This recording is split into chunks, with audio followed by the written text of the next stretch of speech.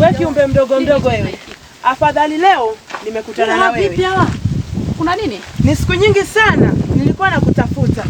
Sasa leo nashukuru Mungu nimekutana na wewe. Na leo nitakurekebisha. Nitatamani hata nikumeze, nikuingize ndani ya tumbo langu. Subiri. Wewe dada, acha ugomvi.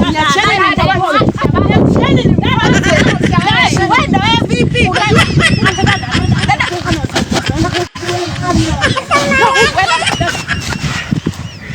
Umekimbia, umejifanya mjanja. Siku nikikukamata yani utaniambia. Muone.